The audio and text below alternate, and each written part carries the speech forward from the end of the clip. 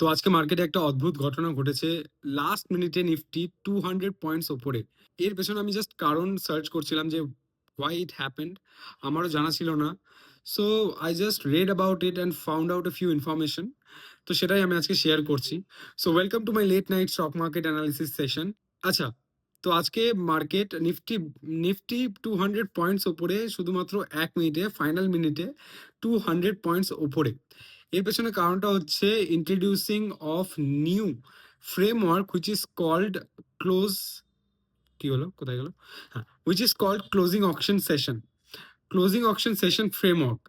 তো এই মেকানিজমটা কাজ করে যেভাবে আগে কাজ করতো সেখান থেকে চেঞ্জ হয়েছে। আর সেই চেঞ্জের যে ইমপ্লিমেন্টেশন তার ফার্স্ট ডে হচ্ছে আজকে। সে কারণে এই অ্যানোমালিটা দেখতে পাওয়া গেছে, এই কিওসটা দেখতে পাওয়া গেছে। আগে কি হতো যে ৩টে থেকে ৩টে ৩০-এর মধ্যে যত ট্রেড হতো না সেগুলোকে ভিউ অ্যাপের সাথে ম্যাচ করিয়ে ফাইনাল মিনিটে যে প্রাইসটা দাঁড়াতো সেখানেই হচ্ছে মার্কেট ক্লোজিং দিত। বাট এখন যেটা হচ্ছে সেটা হচ্ছে ৩টে ১৫ থেকে ৩টে ৩০-এর মধ্যে যত ট্রেড হচ্ছে সেগুলোকে ইমিডিয়েটলি এক্সিকিউট না করে ফাইনাল মিনিটে গিয়ে ক্যালকুলেট করা হচ্ছে, আর যে প্রাইস পয়েন্টে দাঁড়াচ্ছে সেখানেই মার্কেট ক্লোজ হচ্ছে। তো এই যে নতুন রুলটা যে ৩টে ১৫ থেকে ৩টে ৩০-এর মধ্যে যত অর্ডার হবে সেগুলো সব ফাইনাল মিনিটে ক্যালকুলেট করা হবে, ইমিডিয়েটলি এক্সিকিউট করা হবে না। এই যে রুলটা সেটার আজকে ফার্স্ট ডে ছিল। আর এই কারণেই আজকে একটা ডিসক্রিপেন্সি দেখতে পাওয়া গেছে। এর পেছনে একটা কারণ এটা হতে পারে যে কালকে এক্সপায়ারি আছে, উইকলি এক্সপায়ারি, সেই কারণে আজকে হয়তো অনেকটা বেশি ভোলাটিলিটি ছিল মার্কেটে এন্ড মোমেন্টে। ঠিক এই কারণেই মাত্র ১ মিনিটের মধ্যে মার্কেট 200 পয়েন্টসের একটা জাম্প দিয়েছে।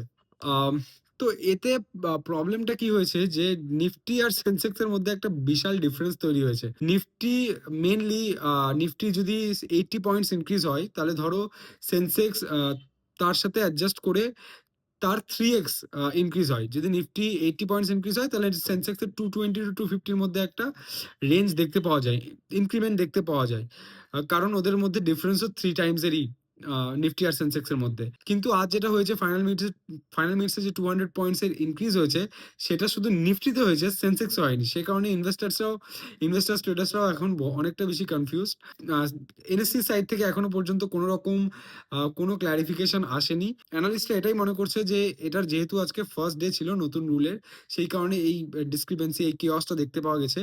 আর যেহেতু কালকে উইকলি এক্সপায়ারি আছে সেই কারণে এই কিওসটা অনেকটা বেশি অ্যাম্পলিফাই হয়ে গেছে। তো এই বিষয়ে পুরোপুরি তো আমারও জানা ছিল না ফার্স্ট অফ অল। আমি জাস্ট এখন পড়লাম আর পড়েই তোমাদের সাথে এই ইনফরমেশনটা শেয়ার করছি। So I might be wrong. I just spoke everything based on my own understanding of what I red.